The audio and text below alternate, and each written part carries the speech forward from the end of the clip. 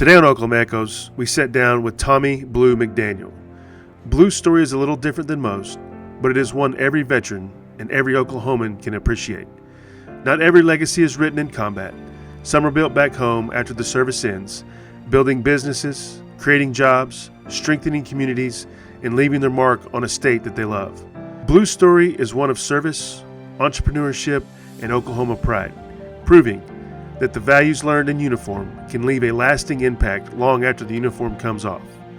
Blue joined the Army in 1986, right out of high school during the Cold War, serving as a combat medic in an airborne unit before completing his military career with the legendary 82nd Airborne Division and the Arkansas National Guard. While his service didn't take him to combat, it instilled the discipline, leadership, and work ethic that would shape everything that followed.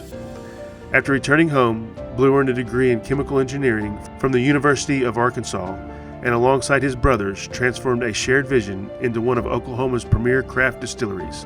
Together they founded Hochatown Distilling Company, honoring the rich history of southeastern Oklahoma while producing grain-to-glass bourbon that's putting our state on the national map.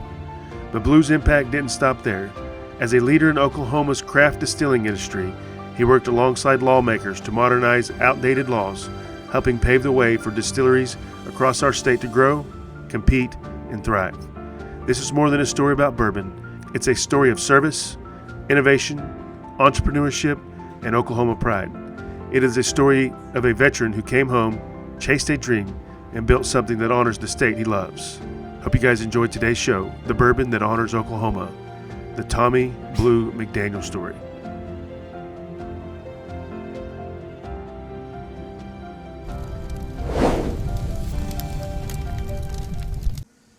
All right, well, welcome to today's show. Little different background for sure. Down here in Hochatown, America, down here by Broken Bow, and sitting with Blue and Uncle Eddie, right? So we'll do the intros here in a second, but I came down here, me and my son came down as kind of getaway, and got some other military buddies that met me down here, and me and Blue have been talking about doing this for a while now. And, you know, being a veteran and being a private business owner in Oklahoma and a veteran, it's always really special when you start talking about Oklahoma Echoes and solidifying the Oklahoma Warrior story. No matter what era and time you served, it's definitely still a part of our history that we need to put in.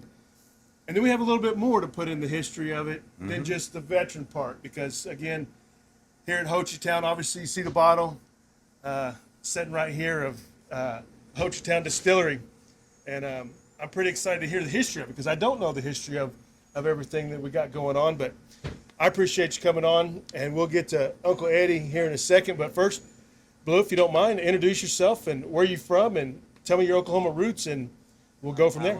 I'm Blue McDaniel, here in Hochatown, and we're here at Hochatown Distilling, and I'm one of the founding and partners at Hochatown Distilling, and currently managing partner, Hochatown Distilling.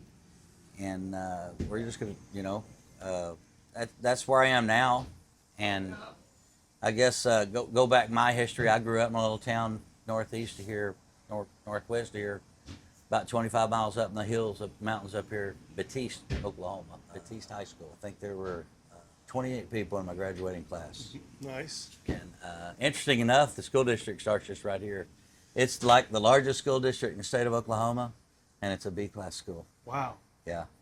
Population density, right? Yeah. So you're not the smallest, though. I got Deer Creek, Lamont, which had 12 in their graduating class. Oh well. Well, they're down to in the teens and stuff now, but yeah, just a little community up there in the mountains. My family goes back there, and got out of high school and went in the military, and I was like, this was mid '80s, and. It was just a good place to go to get away, and they had the GI Bill. Heck yeah, let's go.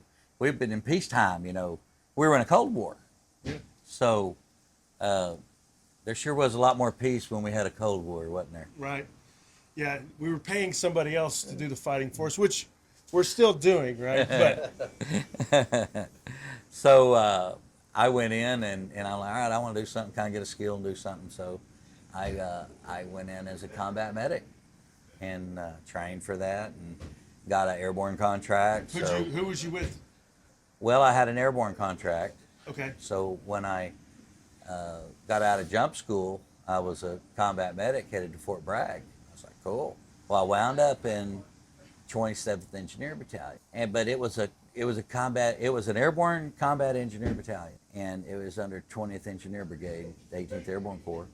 And think about an engineering company that can airdrop everything in and build runways and all that. Right. You know, that was impressive. So I was a medic supporting that for a little bit. Eventually, I wound up over in one of the infantry divisions my last year in over in the 82nd. Served with those guys and got out. And man, like 3 weeks or 4 weeks I'd been out, my unit got sent to Panama. Right. I know, like darn. So you're talking late 80s then. Yeah, 89. So you got in 80. I went in 86. 86. Yeah, right straight out of high school. 86. 18, 17 years old? I was 18. I had my 19th birthday in basic training. Right. When I enlisted, it took about 6 months to get slotted. Right.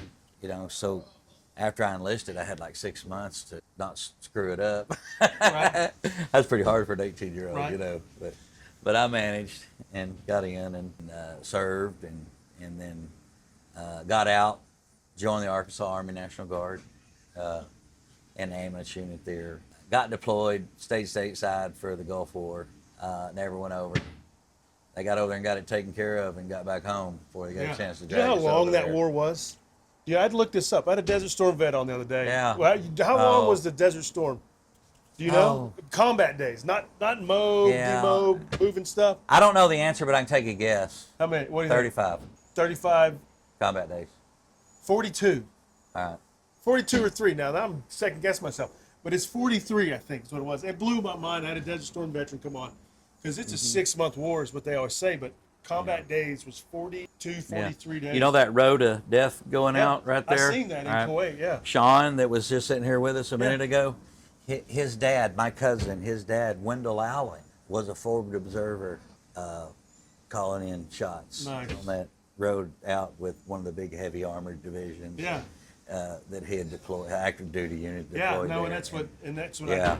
Because he was in the 101st too, right? His Sean son was a generation later, was in a 101st. Yeah, that's cool. We're on the back porch of, the Hochatown Distillery, and so, just been kind of back here shooting the shit and talking for a little bit, and meeting Blue's family, they're veterans and everything, and total years of service that you did. Did it. What was your contracts back then? 8. So you did 8 years. Well, it was an 8-year commitment. My initial was for a 3-year contract, and I did. Was there any signing bonuses then? No, but During Cold War, but the GI, no, we weren't really. No, the GI Bill had just really gotten enhanced really good. That's when we went to the Montgomery GI Bill, and what you got. I tell you what, it was. I look at it now and I'm like, wow, okay, all right, it got me through, helped me get through college, and That's I always, and I had gotten off. I'd gotten out of the 18th Airborne. I was back at the University of Arkansas studying engineering, and my guard unit got called. I got called out of college for that, and I was like, darn it, I'm just getting started. So it cost me, it took off a year, and then come back, and then started right back to school. Right.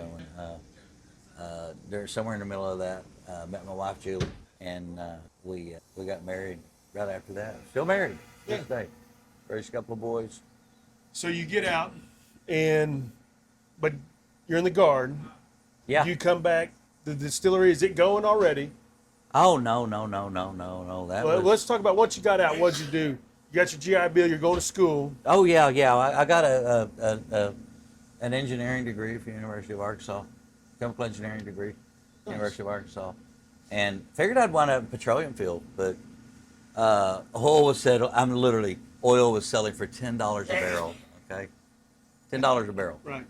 And there were no jobs for engineers, chemical engineers. And so when I started, I was like, the boom was on. Try that. So I wound up just going to work for a company, Centos Corporation, and did work for them. And actually, that turned out to be a pretty good overall. I went through their management development program, got to see corporate America, got to get trained by corporate America, you know, with the company does a pretty good job training people. And then after about 8 years with that, I went over and worked for a pharmaceutical company, one of the big ones. Did that for, I don't know, 13, 14 years. Somewhere around 2015, well, I started building some properties up here in 2000, just saw, you know, it's a good tourist area, and wound up transitioning out of it, and was going to just do a little bitty still right here, you know. Use that engineering, yeah, chemical engineering for a different thing. I don't know what happened, but somewhere along the way, here we are, all right. But after, you know, I work, and Mitch and I, and Mark, and we all just kind of come back here together. Mark was always here, and then I was here a lot, almost full time. And then Mitch, the company he got bought, or that he worked for, got bought out, and he semi-retired and moved back here. And what was going to be a little thing, we thought, let's make bourbon. And we started working on making bourbon, working in Hochatown, and just doing a thing, you know. We started 2015. Did our first distillations in September of 16, and somewhere in about 15 or 16, Mitch and I went to the Capitol. Charlotte Hearn brought us up there, introduced us around a little bit, and we were just trying to figure out how to somewhere along, you know, Oklahoma laws were very prohibitive. We got to go back to a little bit of why you had to go to the Capitol. Because again, we're the Bible Belt. Give us a little history of that again. So what are you going to the Capitol before my time, before our time? Well, at the Capitol, what did you? Well, we were wanting to be able to sell our product at our distillery. Oklahoma was the 50th state to allow the distillery to be able to get its product at the distillery and sell it to the public. Really? To you know, go through that process. Yeah. And don't forget to like and subscribe. Back to the show. You know, it took a just getting to know people. And I remember going up there, and it was, I told Mitch, Mitch has a science background, okay? So you got to know, Mitch had been a chemist and science. Mitch had never been in sales. Well, I'd spent 20 years in sales with the companies I had worked for. Got the corporate background. Yeah, and so I just told Mitch, I said, man, it's just a large account sale right here. We just got to handle it like a large account sale. And we started getting to know people. And, you know, I look back on it, and, you know, we were a couple of guys coming up there just going to change the industry, and just no one really took it serious, you know. Just kind of followed it along because they knew Hochatown was growing and booming. We made bourbon through 17, 18, 19. We didn't release anything until May of 19 was the first. So you had 4 years of just trying to get it right. Yeah, getting it ready to the point from the time we sat down initially January between the four partners, you know. But we were helping with water issues and with Charlotte Hearn, and just getting an understanding what was going on, and, you know, getting a good idea about, you know, a lot of things. Introduce so again, the people. Just to set it up for you again. So in 2015, you set up, and like you were going to do, you and brothers, or is there cousins? It's all brothers. Yeah, and Tater. All brothers. So and 3 Nathan brothers. And Nathan Jewell. Okay. So you guys get together in 2015, and you want to make bourbon. Yes.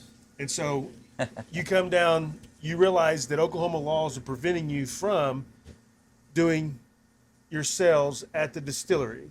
Oh, yeah. Yeah. And so then we started knowing the laws were like that. And, right. And our attitude was just like, you know what? This needs to be done, and we'll figure it out. So the pioneers of the bourbon in Oklahoma is there was no trail. There was no trail. The first legal whiskey made in Indian Territory, right here. Yep. I mean, you heard me say legal. Yeah. Because my great uncle still is in the Hugo Museum. It wasn't legal, but they are. We're in Choctaw Nation, right? Yes, sir. Yeah. Oh yeah. So you're going to the Capitol, trying to fix the laws. Yeah. We don't even understand how it works, the system. You just got to figure it out, and then you have to start figuring out the politics, which was fun. People love coming down here. So what year did we do High Point though? What year was High Point? High Point. When we changed that changed our laws a ton. It was a ballot deal because we had 3.2, which Oh by no, weight, by yeah, volume, no. You're talking about the. 4.5. But what You're year was talking about that? that was a 16. Okay, so that's in around that Yeah, same time but frame. I put it this way: we were so early in the process when that happened. But even if we would have seen then what was happening, because I've got a lot of hindsight on that and things, but uh, if had we weren't even distillers were not a part of the equation at all. But it's just the way it is. Yeah. So, but we've got such a great climate in this area, and this region's known for making good whiskey. And I didn't really understand why. Just like, it's known for making good whiskey, but once you start making whiskey in this environment, in this water, aging it, and getting a chance of drinking it after it's been aged 4 or 5 years, 6 years sometimes, it's pretty amazing what this climate right here in this area. I know what they really mean when the old timers, they barrel age their whiskey, the ones that are keeping it for themselves, and they'd sell that white whiskey off and stuff as moonshine or whatever. But So explain that to me though, because again, I'm a beer man. Yeah. I'm a beer guy. I don't drink a lot of bourbons and whiskeys. So what are we looking for? What's your specialty when you start doing this stuff? Like when you talk about the climate, what makes it different? Humidity, one thing. One thing I noticed, everything's black. If you start looking just past our cameras right here, things are turning black. That means there's good bourbon in the air. Yeah. I mean, when you walk into their barrel barns down here, like I said, until you really go to bourbon country, and that's one thing. The trees like Jack Daniels, and Wild Turkey, Woodfords, and all that. You get around their deals, you will see that things are black, and if you notice, Ty, that things are turning black down here. That's the reason, because of good whiskey in the discussion. And me, I'm a bourbon guy, and I've drank my fair share of it, and I love it. No. No, but I'll put this bourbon up against anybody.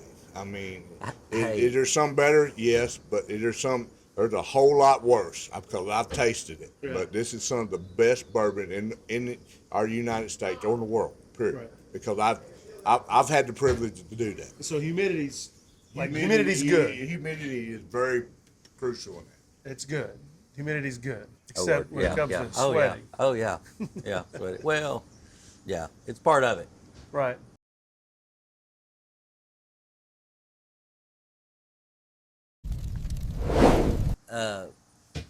When you think about aging bourbon, there's really three things to kind of think of. Okay. All right, that's going to be your temperature, your average annual temperature, your humidity, and then your climate, changing seasons, changing temperature, fluctuation. And those three things, a lot of times places will have two of them, but they won't have the third one. But we're right here where we're at in Oklahoma. You can look right now. We're in a actually kind of a lush subtropical environment. It's actually explained to be that way, and we get the most rainfall in the state. We have a high humidity, but we also have high heat. What high heat does is oxidation reactions break down, and it's the mellowing out part of and then you have to have the flavor extraction. The heat helps that work, but then our high humidity gives us a low angel share loss, and that effect we're around 4 to 4.5%. I think Kentucky's 3.5% or so. You said angel here? What'd you say? Angel share loss. Yeah. Angel share loss. Angel share. It's how much you lose out of your barrel. Okay. Now you get to aging in some climates that are hot, but it's real dry. The humidity's real low. Relative humidity's real low. It'll evaporate out of the barrel fast, and you can get some say 10, 12, 14, 15% angel share loss. Well, that just kills the economics on the barrel. And then, so we have high humidity that helps prevent angel share loss, economics of the barrel. But one of the most important things here, though, is we have the benefit of high heat. We'll have at some point, we're going to have a summer day, maybe, that'll be up 103 to 105 degrees. we'll have a stretcher. Enough time for all the juices to kind of come to temperature and all that.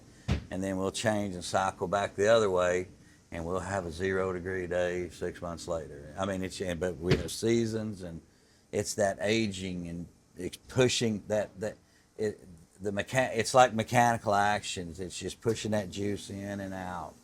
You know, when the summertime, those fibers are opening up, and because those staves are cut on the cross grain, because the juice goes in at the grain where the grain is, and that grain density determines helps determine some of the extraction rates, which determines what part of the region and climate it comes from. But for grain density, there's a lot of things that go into thinking about, you know, making a bourbon, just aging out a bourbon. Yeah. And those are self-learned, you know, but we didn't know that on the front end. I can promise you. We knew good. It was good for a reason, but we didn't really understand why. But we totally have proven why now. You know, right there. Yeah. So it's, again, we got a special bottle here, you know, for the 77, and then you have you got OSU. You got an OSU. We have a relationship with OSU. We work now directly with the university on some licensing things. So that's where we're at with OSU. So right now we'll still be doing some OSU stuff. Just, you know, there'll be some options and things that we're going to be working with on it. Right. And so you did it in an OU one too, though, right? No, we didn't do that. That was another distillery here in the state.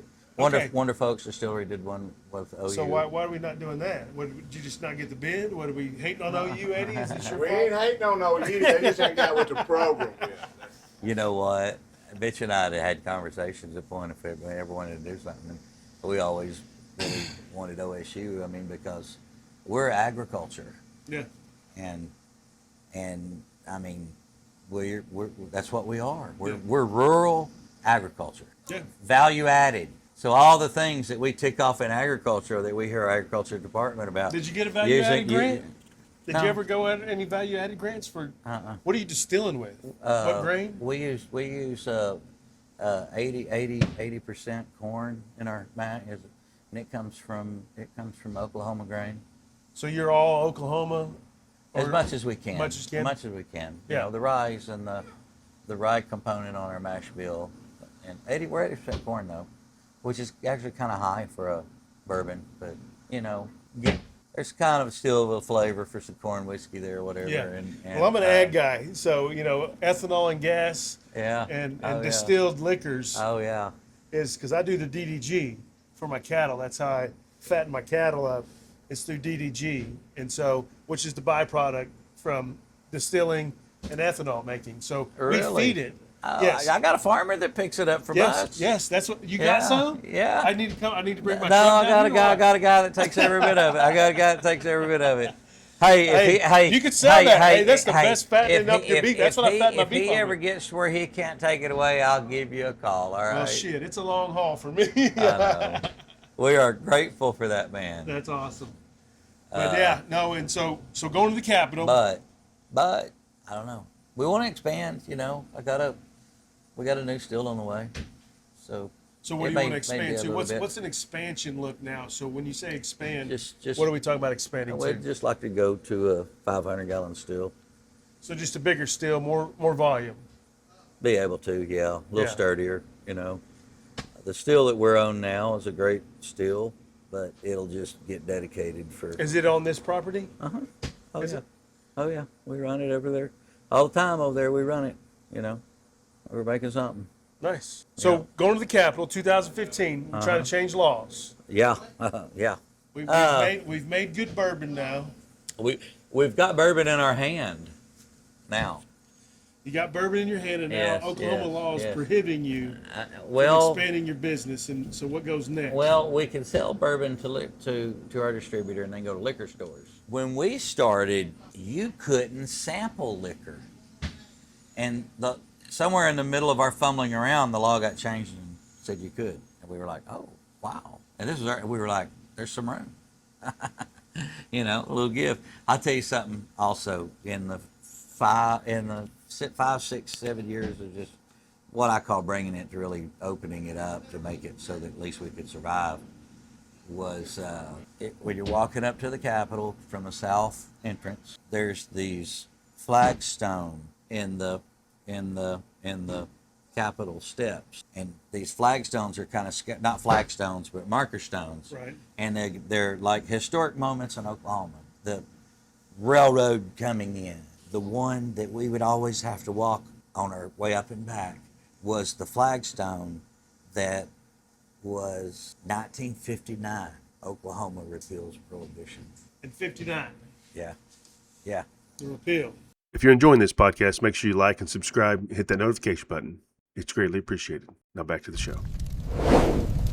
Brother Eddie, Uncle Eddie, right? Served with him in the house. He's going to take over. Gotta give me your background first. A little bit where you're from and all that good stuff. All right, thank you very much. But I mean, this is an honor and privilege what this fat old man gets to do. I'm a 7th generation Oklahoma. My family come over here on the trailer tour. My great-grandmother, her great-grandfather was Thomas LaFleur, with LaFleur County. Then we have Chief Garland, too. So this is how far back my family goes. We are very deep in Oklahoma. So being that said, then this is on my mama's side of the family, the Choctaws. Then on my daddy's side of the family was bootlegger. My Uncle Rod, great Uncle Rod, said didn't make legal whiskey, but his still is in Hugo Museum. His small still. I never found his big still, but there's a reason. But Uncle Rod, he drowned in the Comanche River back in the day, but he was one of the biggest bootleggers in this part of the world. Like I said, they made the first legal whiskey in Indian Territory. There was a bunch of illegal whiskey made way before. So bringing that from whenever the Trail of Tears to now, I mean, my wildest dream that I'd ever be a state representative, by all means, because I'm like you, brother. I'm very outspoken. I'm a pipe fitter by trade. Me and Brother Blue, we met when he was in high school. His big brother Mitch was one of my best friends, a fraternity brother of mine. Blue would come to college. We'd put his little ass in the truck. And between two of the outlaws in Southeastern, I mean, Yeah. You just don't realize the outlaw days back then, but still. Hey. He got well educated back in the mid '80s and stuff. I was from Baptiste, all right? That was pretty wild. Yeah. I mean, and what people don't realize how close Blue was. Him being in high school and stuff, being a high school kid, doing stupid shit, and on our spring break, we'd come to Baptiste and hang out. One of the things we got to do back then, go collect eggs. So after college and stuff, we all went our separate ways. Mitch goes to Arkansas, he in Texas, goes to the Army and all this other stuff. Mitch is one of the law-abiding citizens you'll ever meet in your life. oh, straight and narrow. Straight and narrow, even back in college. And our fraternity was a bunch of outlaws. I mean, it's an understatement. That's just an understatement for outlaws. But Mitch was always straight and narrow. And how long? 30-something years, and I went to work come back. I was telling sometime from when we all kind of broke all apart was like 1986. Yes. That's when Mitch No, went I- work I- and you and I you were left- I off left in and I was- 89. and we didn't see each other till 2015. Yeah, basically, yeah. Wow. Yeah, we. It was what is that? 31 years. It's a minute. Yeah, you know what I'm saying? Yeah. 30 years. We didn't. I mean, and this young man that put me to work, got me in politics, and he's our defense DHS secretary now, and he's a plumber, and I'm a pipe fitter by trade. I've been all over the United States, running pipelines and working refineries and stuff, and we was having a town hall up here, if I remember right, and he come up. Look at him. Hell, he changed a lot in 30 years. I have too. And he come up and told me he was Tommy. I said, who the hell's Tommy? He said, Blue McDaniel. And like I said, that's when we hugged and everything. And I show up here, and he goes, can I help you? He didn't recognize me. I said, yeah, I hear somebody's making whiskey around here. And he goes, all we're doing is legal and all this. You McDaniel boys ain't never done anything legal, but anyhow, but that just the Oh, conversation. hey, And trust me, I knew Mitch. It's all fucking legal. I mean, it ain't no getting hey, around I'll it. tell you how Mitch is. You would think if you're gonna start a distillery and do a still, start just on the scale, that you would have actually had done it before on a smaller scale. The answer to that is no. But I mean, this is the deal. Mitch, how close Mitch and I was. I mean, they knew that we needed to change some laws. They've been to the Capitol and all this other stuff. I got elected in 20.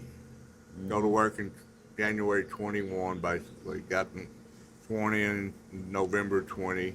And when I first met you, and Eddie's a freshman up there, and he's buying at the liquor store our 2.5 and 3-year-old bourbons, early bourbons, 3-year-old bourbon. yeah, I mean, but first of all, when I got elected during COVID, and everybody's hurting for hand sanitizer. What do?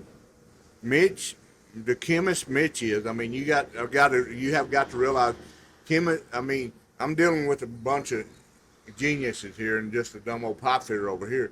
I mean, Mitch, our volunteer fire department and the volunteers around here, hand sanitizers. What do? They make hand sanitizer and start handing out. They make a whole pallet of hand sanitizer and take it to the Capitol. Yeah, I remember. I mean, Capitol couldn't open. They couldn't. Yeah. They had checklists to open up for COVID, and one of them was having proper amount of hand sanitizer. They couldn't source it. So, And we got a call from Lieutenant That's Governor. why it was everywhere. We got a call from Lieutenant Governor Pennell. I Had 2 palletfuls. I got the pictures to prove it, and when we delivered it, I mean, it's in there. but There's a it's picture still- in when you go in this room where we do the tour room, I'll show you. There's a picture. Yeah. Mitch and I delivering it up to the But- Capitol. Nice. Eddie just got it for me. But that's what I'm saying. They volunteered to make hand sanitizer for Yeah. not only the county, for the Capitol. I mean, Kind of crazy time. Yeah, Eddie was elected. That's how Yeah. crazy Boy, I it was. tell you what, owning a business, Yeah. owning a business when COVID hit in a tourist town and having a distillery, you talk about Challenging. a challenging moment that turned into be a very kind of the boom town of Hochatown. The well, unregulated. I mean, it was wild. All right, but we've sat here and managed. When Eddie had our whiskey when he started up there, or access to it, and, buying it, and Mitch and I always had a bottle or two with us. well, I've never been ashamed of it because it's just what Eddie Dempsey is. I mean, what you see is what you get from this fat old man. I mean, you know that. He knows that. And I hope y'all know that. Because I've never been shy about who I am and what I am, but I come from this part of the world, and I'm very proud of it, because 30 years ago, you told me what Hochatown is today. It's unreal. Number 3 industry in the state of Oklahoma is in tourism, because of a town of the population of 260 something. It was 250. 260 people. Yeah, 260 people. The population of a town of 260 is number 3 industry in the state, because every weekend, minimum, on our worst days is 20,000 people.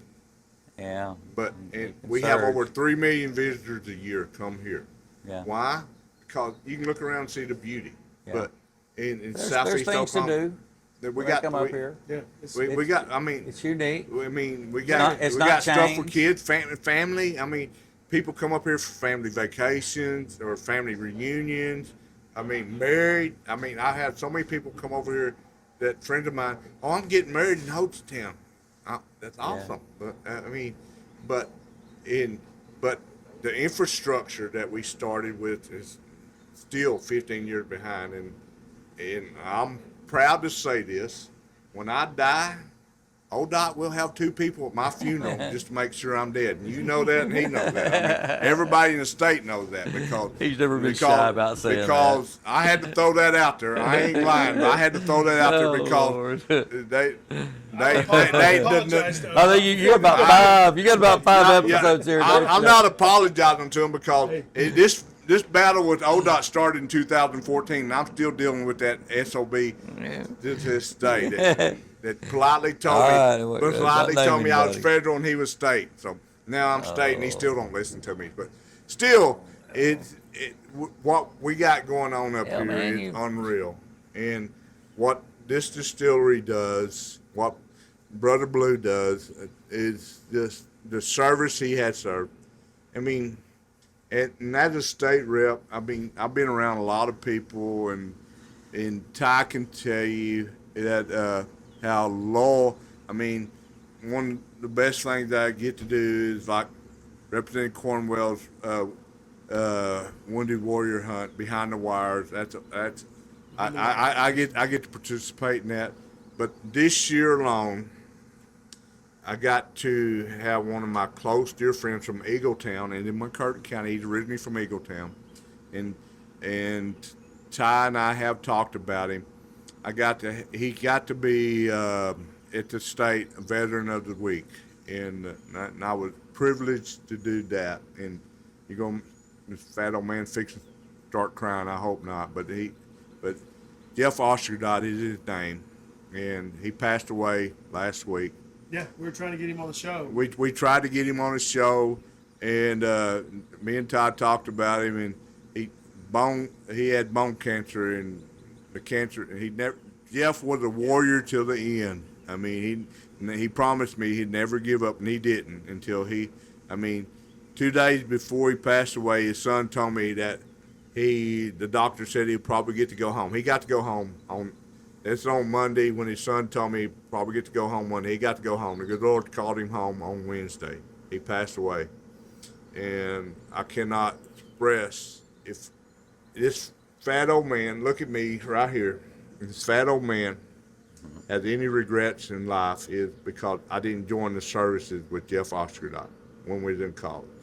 Because he was a close dear friend of mine, and he joined the reserves then, and he retired from the Army for 40 years. And so that being said, and like I said, he's a local guy, and just a true blessing that I got to be not only friends but brothers with him and family. But today we're talking about Hochatown, Oklahoma, and how grow it is, how the distillery is. And I mean, Mitch McDaniel was another true friend, because the night before he passed away, was him and I had a conversation. I was in a very serious election that year, and I think it was my second election, and him and I talked the night before, and my brother Blue called me the next morning while we were doing a highway dedication, and Nick Blue called me, and I was putting my boots on, and he just broke my heart when he told me what happened, and it's just still hard to believe. And where they have become, where distillery is right now, and what this is some of the stuff that Mitch worked his tail off for, and like I said, Blue was right there side by side, coming to the Capitol. I mean, making a relationship. If you have any dealings with the Capitol in the state of Oklahoma, it's all about relationship. And they were making that relationship before I got there. And the relationship is still to this day is unreal, because we have, how many distilleries we have now, Blue? 11 distilleries in the state of Oklahoma? 12 maybe. I haven't looked recently, but still, we got 11 or 12 distilleries in the state of Oklahoma, which is cool, because, I mean, one of the deals we tried to do this year was make a distillery trail, kind of like everything else. I mean, because Kentucky has their distillery trail, but we have one in Oklahoma. Well, we're getting to the point to where we've got some pretty good distilleries around the state, and we've got some awesome distilleries around this state. The guys up at Wonder Folk, they got little things they've got going, and some of the products they make are awesome. There's a little bit getting out there. Changing some of the statutes has made everything change in the state, even now. So everyone we talked to couldn't believe, well, that's absurd, you can't sell it, you make it here and sell it here. When we got the sampling law, we at one point I'm like, all right, let's talk about solving a problem, all right? The wine industry early on in the state could sell the glass, but sample you the wine. That's how wineries kind of started, got going. So I'm like, all right. So we started selling glasses for $5 and sampled them, whatever, or $10 for the glass, and it come with a legal sample, and whatever the legal sample was. You can only do one sample, but that's it.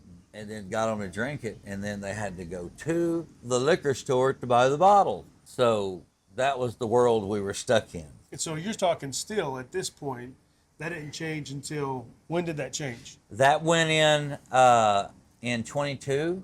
Kind of had a dual prong. Kevin McDougal on the House side introduced some language, and then some language was coming through on the Senate side through Bill Coleman. And Bill Coleman chairs that side of the Senate that, all these laws, alcohol. He's kind of the guy that all that gets channeled to. Right.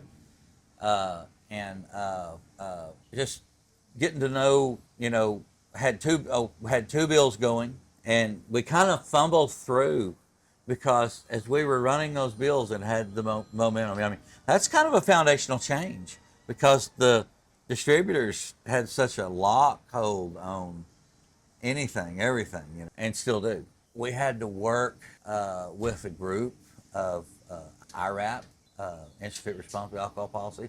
They just really wanted to understand what we were kind of surprised. We thought we were going to have to defend a position. They just wanted to understand what we were doing. Right. And it took us a couple of years of figuring that out. Figuring out the legislative, just figuring the process out. Right, and really trying to fix a problem. Yeah. And then while we were running that, the COVID thing hit. This is when we were running it as we were coming back from COVID. Eddie got through his election. All right, so Eddie's reelected, and we're running. Eddie's got bills running, and so McDougal was helping us on that side, fumble through and got it to where we could sell the product out of the. What year did we pass that? So that would have been 2022. 22. Yeah. 22. So us doing, So- to this day, I can be in the Capitol and I can be in an office or something somewhere, and I'll still see one of those Spear Point hand sanitizers Yeah. in sitting in an office somewhere. Oh yeah. Yeah, they're around. Yeah. So if you Still- have still one, to this hang day. on to it. Still to this day, I promise. Stop in for free Historical. refills.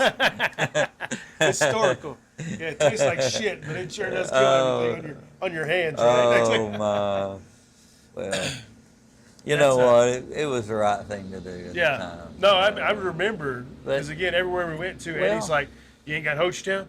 You ain't got Hochatown?" Everywhere You we know went, what? it's like, It's a shame that it was, but it exposed something within Oklahoma and Oklahomans and who we are as Oklahomans, that when times got like that, one of the most critical pieces of our industry in an infectious disease state like we were in is the ability to produce enough hand sanitizer within the state for the state, between the concerted efforts that have that much capacity, obviously spread out between different distilleries that can do the different things in a state of whatever happens like that.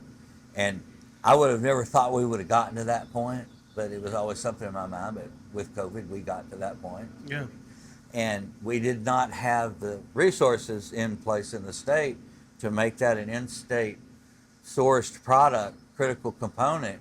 And the reason we didn't is because the laws were so restrictive that allowed us to make those dollars when we're starting up, being able to, get our product out and market. There really wasn't any cash flow generation of any type with that.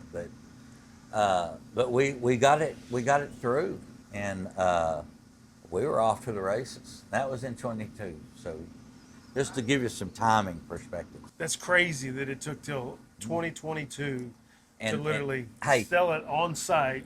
Hey, with immediate measures, What do you mean? meaning it had, as soon as the governor signed it, it was law. It was law, yeah. The enacting No clause. 3 month, no 6 month. Yeah, immediate Boom. And you have to have 70%. Well, I mean, emergency clause, yeah. On both sides. It wasn't Senator Coleman really. Eddie worked it. Eddie worked it hard. Was a plus on all that. Oh, absolutely, Senator Coleman. I mean, Eddie. Believe me, Eddie was working it hard and leadership on the Senate. You know how it is. You got to whip your cause's vote. Yeah. You know, if you want to do it and keeping it going, and I mean, and so with immediate measures, we got it like in April that we could sell. Now, we still have to sell through a distributor, and then we have to buy it back from that distributor, and there's documented records and all that, and then the distributor takes their margin, and then we get to sell it. You know, it's kind of unfortunate, you know, that you have to lose possession of a product that you make in the supply chain after you've made it, but okay, that's where we are in Oklahoma. All right. Well, I mean, that's just kind of like this special bottle we got in front of us.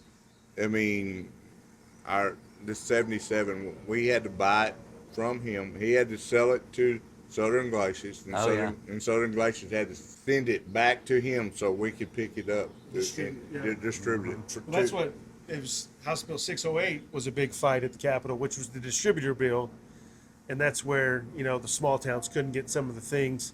The top 25. Yeah, you could only get these products, and then you couldn't get the special products in small towns. And the allocated bills bill, the non-sequential delivery bill. Okay, yeah, whatever it was, and it's just again the I don't know if that's the number on it, but 608, well, but it passed, but then it failed. Oh, yeah. No. There's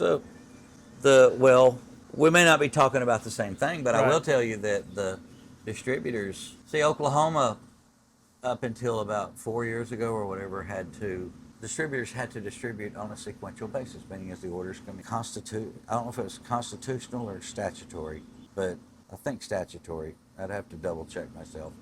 But so that means that kind of distributors can't be delivered all over the state. Kind of nationalized the distributor by people that were already in place that could handle it, nationalized or whatever. That bill allowed, there was a lot of Kentucky bourbon wanting in, and they were wanting to get it funneled into who I guess a polite way to say it is they're all owned by these big corporations. Yeah, It's it's influence moving. It's influence moving. Basically, what he's talking about, MIO, Made in Oklahoma. Yeah. I mean, It's a coalition. Oklahoma is making stuff is good or better. I will say better than other states, and I'm gonna say Kentucky because they're the big bourbon deal. Yeah. Because we have, like I said, 11 or 12 distilleries now, and I've tasted several of them, and they're all good, very, very good. And I mean, it's just not. I mean, yeah, I'm partial to Hochatown because I live here, but go to the Capitol and you walk around on the fourth floor, the lobbies and stuff, ask them which bourbon they know. They only know Hochatown because I wear them out. I promise you that. I mean, I know. I mean, I was there. I heard it everywhere. but still, I know. MIO. Eddie's slowed down. Our footprint's shrinking up there. I'm going to have to send him back up there. But Once he's out. MIO, what I'm getting at, Go up there. MIO, Yeah. it's not your Kentucky stuff bringing in because it's just basically MIO and how these. Well, our Made in Oklahoma coalition that we're members of is a funded organization made up of membership fees. And It's no in our different than the Department of- beef, the it's in- packing yeah, industry. Exactly. The I big mean, four. It's in no our matter it's in what our it is, Department of MIO. Agriculture. Yeah, and- I created Oklahoma and- Certified Beef Uh-huh. just for that, right? You- Born bred. That's my baby. I mean, Look, wait, you talk about the beef packer bill that you don't have to send it to a third party person to bring it back? exactly. Well, mine was the Oklahoma Certified Beef, which is bred, born, raised, Okay. processed state of All right. Oklahoma. All right. And we certified it, but we already knew that you didn't have to sell it. It could be state inspected as long as it didn't interstate commerce. Nobody knew that at the time until actually me and Representative Humphrey You're right. were pushing really hard when I first came in, and we were trying to Oh, man. crack that. What year was that? 18. Okay. 2018. I when remember came in. that. And it was the cool country of origin labeling was the first bill I got, and it's the first time I had my eyes opened up to the big dogs controlling the industry.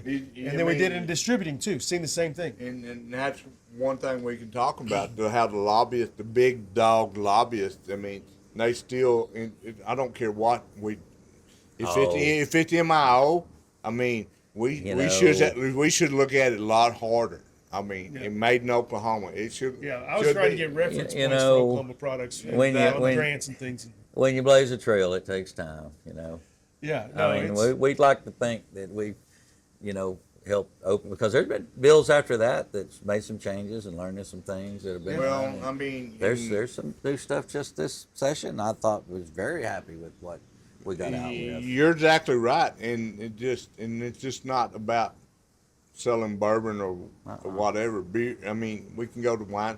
I can go to so much, and because we have so many local MIO made in Oklahoma products. We have an event every year called MIO, and the governor and everybody pushes it. But I don't care what it is. We need to, as Oklahomans, we need to get behind that. But still, absolutely, and so there's still bills. Again, what really opened the door, I think, was when we went from Low Point to High Point beer. Yeah. Because then you had a ton of different things. The chains, where I remember somebody ran a bill that a kid couldn't go in a liquor store, but they can go into Walmart and buy. Yeah, then it's unfair to this local liquor store when you got big box distributors that kids are there all day buying, wines and spirits, where you couldn't go in the local liquor store. So we had to change that. Instead of leaving your 10-year-old, 9-year-old in the car, you could take them in the liquor store to pick up your bottle before you left, which, again, it was a big fight in Oklahoma. Mm-hmm. But, again, we're talking about balancing and leveling the playing field for Oklahoma small businesses. I mean, talking in that vein, we were speaking earlier, and when I was talking about Oklahoma and Sequoia wanting to come into the union, and this union said no, but made a compromise. The compromise was called the Enabling Act. Yep. And what the Enabling Act, it did a few things, but the two things to kind of be concerned was it says you could come in as one state. But when you go down that part on alcohol, because prohibitions were in place federally, and the moving toward the prohibition movement in 1905, 6, 7 during that period, that prohibition movement was strong and had a lot of them. I mean, they were only about 12, 14 years away from prohibition, But so Oklahoma really come into its laws during that time when there's a lot of prohibition movement on the laws, and we had, so the Enabling Act said when Oklahoma came into a state that the people could not vote to amend the vote for 21 years. So prohibition was extended until basically 1928. Well, the country was once prohibition opened up, a lot of the old states that had the good laws before the prohibition movement started, states that were found like Arkansas and some of them, they're out, Kentucky and all back in through there, their laws are a lot better shaped. Oklahoma just got the short end of the stick when it comes to favorable alcohol laws, because Oklahoma had prohibition and we said it wasn't lifted until 1959. Well, there were like a couple of instances in the 30s where there was a petition initiative to change it. It was overreach, each time if you read those petitions. Will Rogers famously said that Oklahomans will never vote to repeal prohibition as long as they can stagger to the polls. That's a straight up Will Rogers quote right there, all right? I mean, we can go back to the allotted land that the Choctaws or the tribal members got back in the day and stuff, because the bootleggers, they really the ones that made out, because they would trade whiskey for land back in the day. But because when they allotted, the tribal members, when they allotted so much land, they thought they had plenty, and then they trade so much of it for bootleg. So, step in and say hello, Rod. Papa Rod, get in here. Step in here and let me give you an introduction right here. Yes, all right. Yes. Here you go. Ty, have you met Rod yet? I have not. Okay. Rod Davis. Ty Burns. Nice to meet you. So thanks for stopping in for here. You're welcome. Rod's the adult in the company. Trust me. All right. He's operations one good manager. adult, right? I'm telling you, this is a world class whiskey tour guide. Well, I've been to the Kentucky Turtle, and I promise you, and I call him Papa Rod because I've known him forever, I guess. And his dad and my granddad played baseball together. But Papa Rod, I know that's what his grandkids call him, Papa Rod. But Papa Rod gives the best tour, and even, I mean, like I said, I've been around his. Like I said, I sit back and watch because the real estate that he gives for bourbon. You know, It is this young man. this right man here. sells liquor right here now. I'm You telling just you. don't realize what he does. Oh, I'm also fuck. his uncle. Yeah. So you manage the property. I manage this for him. Yeah. You manage everything. He's The motherfucking adult in right, the room. yeah. Yeah. Well, we got young boys over there that are they're great ones, Yeah. and I just try to add a little supervision. Hey, you know who? Yeah, you know who they call though when a pump breaks down, don't you? Or a steam pipe needs fixed, don't you? Who? Right here. The chemical engineer. The chemical The engineer. engineers, yeah. Yeah. Yeah. Or the pros that we have to pay. Well, Yeah. Right. Yeah. But I if we can't fix it, I'll bring a pro in. Right. well, let's But throw a shout out I to can- one of I our can brothers. usually Mark get it Ventura. fixed. He got in the basketball Hall of Fame, but Papa Rod's dad was already in the Hall of Fame before this happened. So My I dad mean, used Yeah. to be the commander of the 180th. Okay. and like I said, he was in the Nice. service too. But Retired full yeah, colonel. yeah, Retired full colonel. yeah. Yeah. No, we were talking about the history of the 45th. All right. And that's All why right. started I got a podcast. good side Main- story. The main- history of the 45th We're- is legendary. Legendary. Well, hey, I got a side story I want to request out of Rod. All All right. right. Well, Rod, I want you to tell that story about your dad coaching a ball game. Didn't he ride in on a helicopter? Didn't he ride?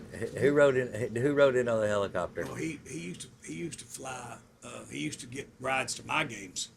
Okay. Like he would be off. Kinda because he tell the was- story he about was- when- my dad was